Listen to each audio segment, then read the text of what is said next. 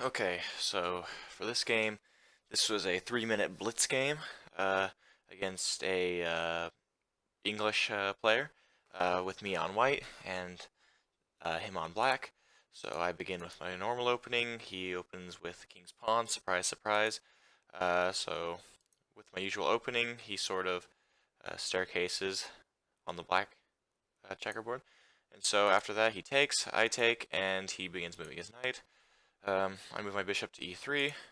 He continues development. I move my queen back because it's no longer needed there. So he begins pushing out sort of in the middle. I castle here very early on, only the 7th move here, queenside. He gets a pretty good position with his white bishop, and so I want to go ahead and move that. In hindsight, I probably should have moved right here, but it doesn't matter because this square is protected by this knight. He moves his queen, giving him vision here, and likely intending to move this pawn out of the way, so I prepare my other knight. He prepares his as well, and I begin developing on the g file. He does a queenside castle, and so I take the now opened pawn right here. So that's a free pawn right at the beginning.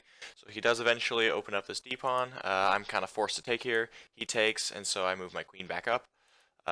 He moves here, and this is obviously an extreme blunder because now that he moves his knight there, I just take it with my bishop, and now it has completely pinned his queen and his rook, as he cannot take as the queen simply does.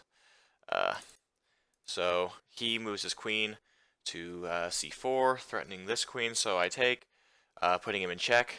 He takes with pawn, and then I take his rook, so that puts me up another 2, so I'm now up a total of 3 points here. Instead of taking the bishop here, he decides to threaten it for whatever reason with his knight, so another blunder here, so I pull back. Now I am up even more. He continues his development, so I push up. He threatens my bishop, so I take. He takes with his knight, and so that allows me to take with his pawn, putting me up another pawn. And so he takes, I take, double stacking on the c file. He begins moving his g, so I try to stop it. He doesn't like that, so he threatens here. I kind of have to take. He takes with his rook, so I push my rook up here, getting ready to double up on the rooks. He moves back. I move. He threatens the knight, so I pull it back. Forces the e-file. Moves the knight to b5. He moves his pawn down. Check, and so he moves out of the way. I take with rook. He takes, I take, and this is the point where it's just basic chess right here. I'm already ahead on this A file. I pushed it out further, so I promote before he can, even if he could. I have this rook here. So it's perpetual check until eventual mate right here on the 39th move of the game with my queen, and that's the game.